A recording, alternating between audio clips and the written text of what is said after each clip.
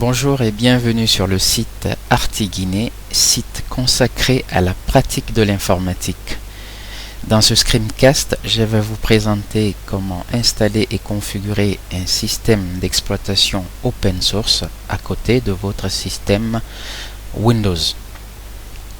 Mais avant de procéder à cette démonstration, il faut quand même rappeler que les systèmes Linux offrent beaucoup de choses, notamment ils sont préinstallés avec un package Office, donc ce qui vous permet dès après l'installation de pouvoir utiliser des logiciels comme Office Writer et ainsi de suite. Mais aussi niveau sécurité, les systèmes Linux offrent une grande sécurité parce que dans la majeure partie de ces systèmes d'exploitation, vous n'avez pas besoin d'installer par exemple un antivirus comme on le fait assez souvent sur Windows. Une fois qu'on acquiert le système, il faut ensuite acheter un antivirus ou aller sur internet pour trouver des antivirus gratuits.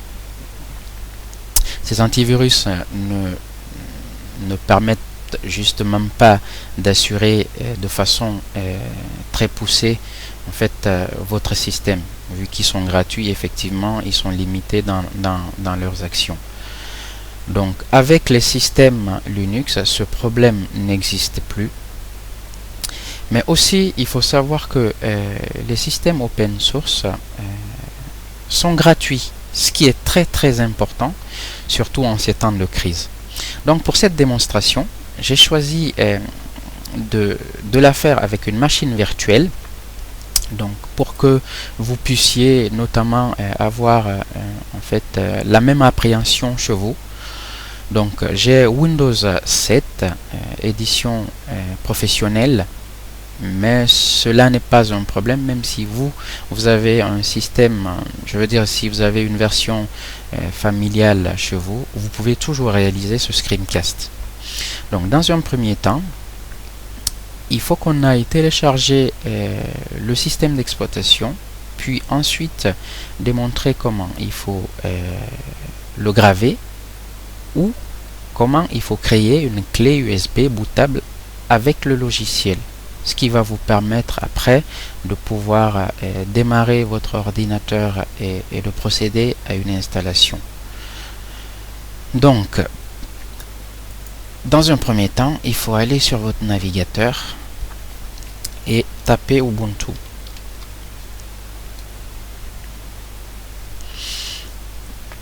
Donc nous avons envoyé une requête et la première réponse nous ramène le site ubuntu-fr.org, qui est un site dédié à la communauté francophone des utilisateurs d'Ubuntu. Donc il faut aller ensuite sur le lien ou sur le sous-lien téléchargement. Immédiatement, cette requête nous envoie une page de téléchargement dans laquelle nous avons des informations. Ces informations, vous pouvez prendre le temps de les lire, mais vous allez voir à peu près c'est la même chose que nous allons réaliser dans ce screencast. Donc la première information qui doit attirer notre attention, c'est cette partie, parce que nous voyons sur la deuxième ligne que le navigateur nous présente un système Ubuntu avec la version 14.04 LTS 64 bits, parce que effectivement la machine que j'utilise est de type 64 bits. Donc chez vous, si cela varie, il faudra ensuite regarder si vous n'avez pas un système 32 bits. Je vais vous montrer comment trouver ces informations. Donc pour cela, il faut cliquer sur l'icône ordinateur ou bureau en fonction de votre système d'exploitation, puis sur propriétés. Une fenêtre Windows s'ouvre et dans cette fenêtre, nous avons les informations sur le matériel, c'est-à-dire notre ordinateur physique, mais aussi sur le système d'exploitation. Donc dans la catégorie système, nous avons le type de système d'exploitation qui est 64 bits chez moi. Donc chez vous, ça peut être 32 bits. Voilà, c'est tout simple. Maintenant, une fois que nous avons cette information et que par hasard, qu'on tombe sur une page de téléchargement qui ne nous montre pas le type du système d'exploitation qu'on veut télécharger, ou si par hasard cela nous montre un 64 bits alors qu'on a un 32 bits, il faudra chez vous chercher effectivement la version 32 bits ou 64 bits en fonction de votre machine. Voilà. Ensuite, il faut cliquer sur le lien téléchargement, ce qui va entamer la procédure de téléchargement. Vous allez voir que chez moi, je ne vais pas procéder à ce téléchargement parce que, si vous voulez, j'ai déjà téléchargé ce fichier pour justement permettre de réduire le temps de démonstration. Donc je vais attendre que la page de téléchargement s'affiche pour que je puisse arrêter cette procédure.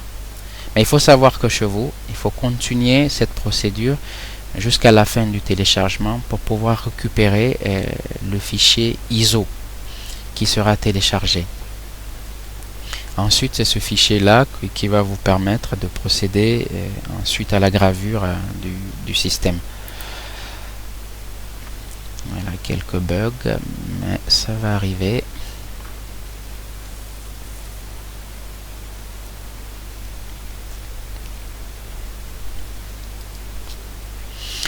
Voilà, donc j'arrête ce téléchargement, pardon.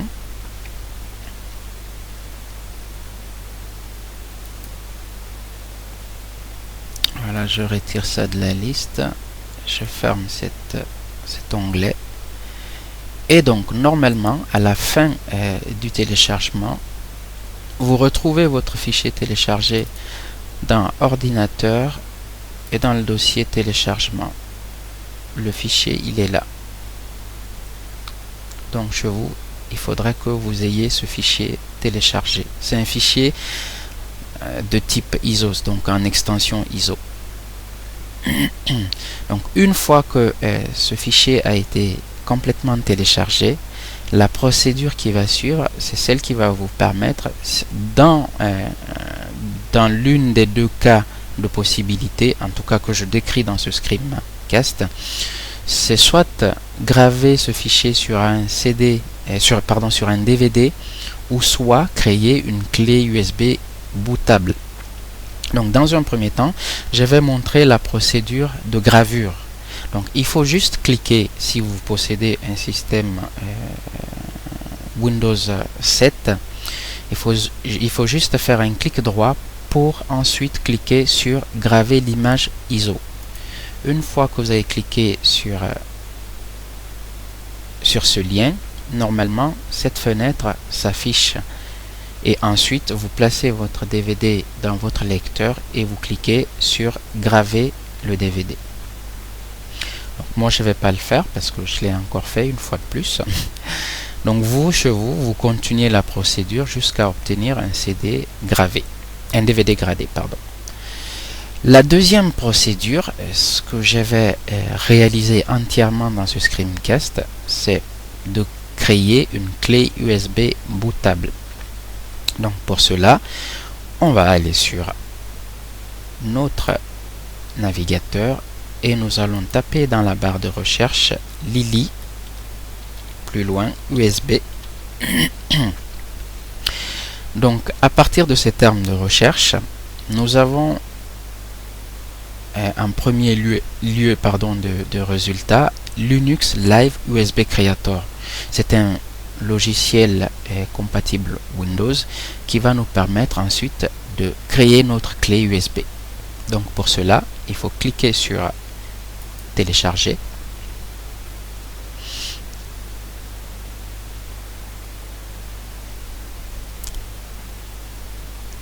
Donc cette requête nous envoie sur la page officielle du logiciel et après il faut cliquer sur télécharger pour télécharger le logiciel.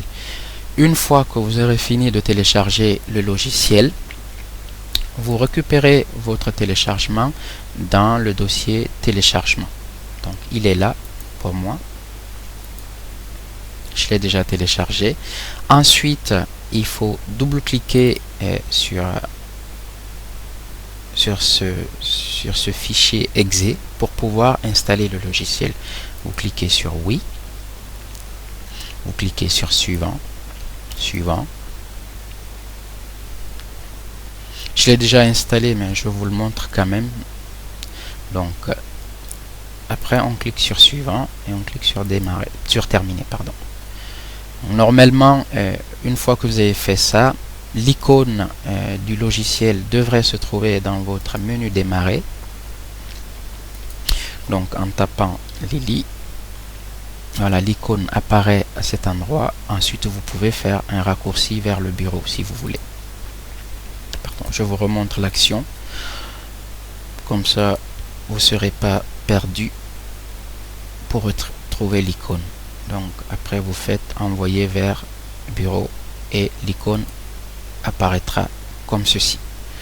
Donc une fois qu'on a lancé notre logiciel, ensuite il faut placer notre clé sur l'un des ports disponibles sur notre ordinateur, et après il faut ouvrir dans la première partie, il faut cliquer sur cette flèche pour pouvoir dérouler et choisir ensuite notre clé. Chez moi, ma clé c'est WinBoot, donc FAT32.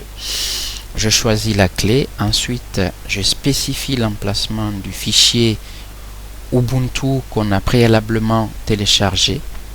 Donc le fichier se trouvera de toute façon dans le dossier téléchargement. Si votre fenêtre s'ouvre par exemple sur un autre dossier qui n'est pas téléchargement, il faudra recliquer sur téléchargement pour pouvoir voir votre fichier ISO. Ensuite il faut double-cliquer sur ce fichier pour le placer dans le logiciel. Le logiciel va ensuite procéder à la décompression du fichier. Ensuite, dans la troisième partie, au niveau persistance, vous laissez tel quel. Ensuite, il faut cliquer sur formater. Il faut cocher la case formater la clé en FAT32, puis permettre le lancement de la clé en live. Donc ensuite, une fois que ces paramètres ont été rentrés, il faut cliquer sur l'éclair pour créer votre USB. Donc la fenêtre de sécurité vous demande que vous avez choisi en fait de créer une clé USB et de la formater. Elle vous donne la taille du clé, elle vous donne le nom. Donc vous cliquez sur oui. Donc cette procédure va formater la clé. Attention, si vous avez des fichiers sur votre clé, il faudra les enlever parce que sinon vous les perdrez. Voilà, moi j'ai une clé 7 Go et dans le cadre de la réalisation de ce screencast, j'ai choisi de formater la clé pour réinstaller, pour créer ma clé USB bootable.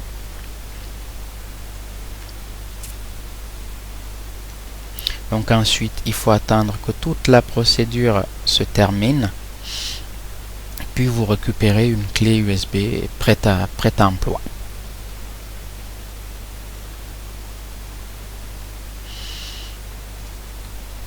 Donc normalement la procédure elle prend un peu plus de temps. Chez moi, je vais arrêter la vidéo jusqu'à la fin, puis je vous reprends. Voilà. Voilà, la procédure de création de la clé est terminée. Maintenant, nous allons voir ce qui se trouve sur la clé. Donc, je ferme le logiciel et je reviens dans poste de travail. Et donc, j'ai ma clé qui est là, donc avec tous les fichiers qui ont été décompressés et ajoutés. Puis, le logiciel a créé des secteurs boot, donc qui vont permettre à la clé de pouvoir booter la machine. Voilà. Donc je ferme cette fenêtre. Maintenant la procédure qui va suivre est pareille pour, par exemple, si on a gravé un CD ou si on a créé une clé bootable. Donc ensuite il faut bien entendu créer la partition qui va recevoir notre nouveau système d'exploitation. Vous voyez, dans mon cas, j'ai le premier lecteur qui est C, j'ai le deuxième qui est E. Mais si chez vous n'avez qu'un seul lecteur, il est possible de créer une partition sous Windows sans avoir à utiliser de logiciels tiers. Donc pour cela, je ferme cette fenêtre. Il faut aller dans la barre de recherche du menu démarrer et taper gestion de l'ordinateur. Donc je clique sur le composant gestion de l'ordinateur qui va ensuite m'afficher une fenêtre qui va me permettre, si j'ai qu'un seul lecteur par exemple, de pouvoir faire de l'espace pour recevoir le nouveau système d'exploitation. Je vais vous montrer la procédure. Donc ensuite il faut cliquer sur gestion des disques.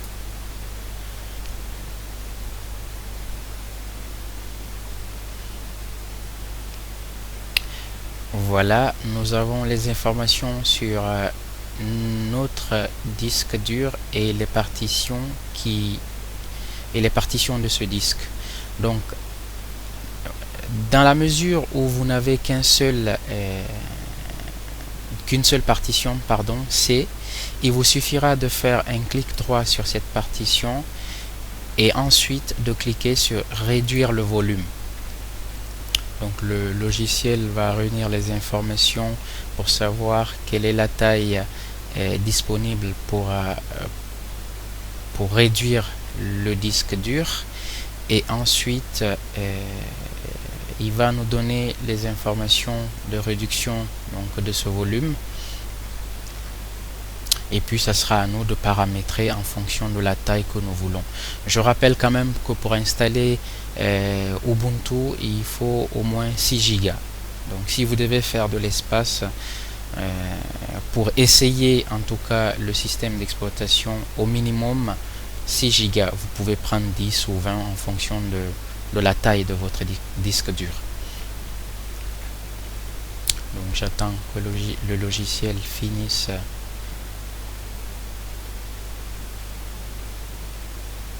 le processus.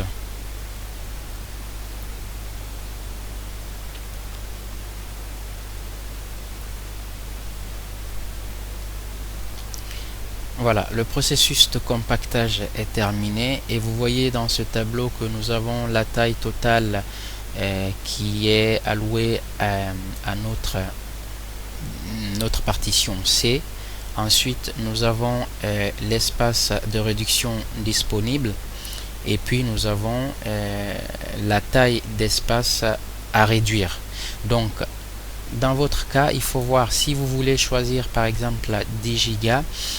Il faut juste changer cette partie. Par exemple, il faut prendre, ça sera 1024 parce qu'un giga égale à 1024 mégaoctets. Et comme la taille ici nous est donnée en mégaoctets, il faudra ensuite faire ce calcul là.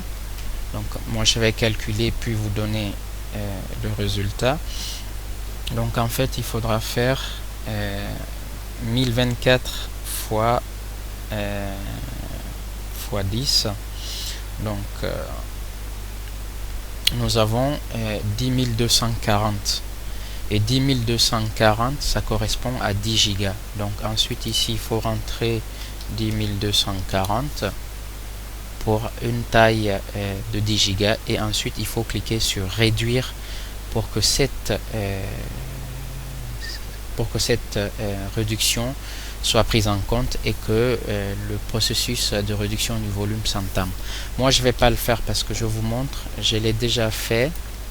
Donc vous voyez ici cet espace disponible de 10 gigas, je l'ai déjà fait. Donc chez vous, vous continuez la procédure jusqu'à la finir. Ensuite, lorsque vous aurez cet espace disponible, vous pouvez la formater déjà sous Windows et lui donner une lettre de volume. Sinon, vous la laissez comme ça. Dans tous les cas, cette partition sera utilisée pour recevoir notre nouveau système.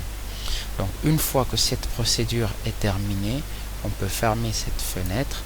Ce qui nous reste à faire, ce sera de redémarrer l'ordinateur pour procéder à l'installation et à la configuration de notre nouveau système.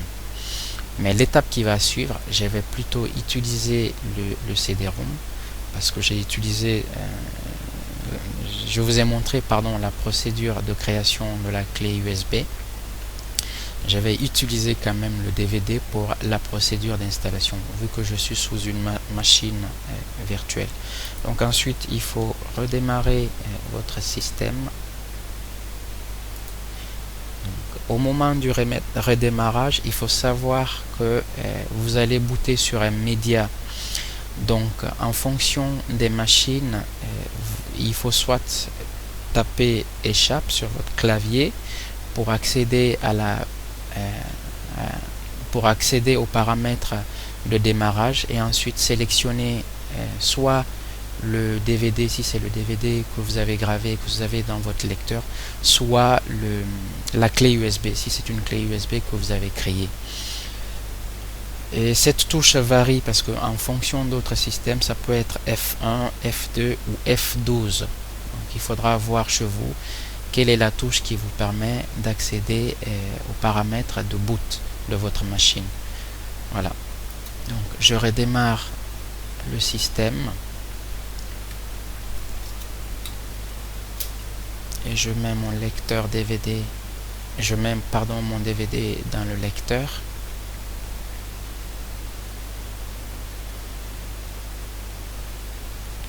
Voilà, à ce niveau, je clique F12.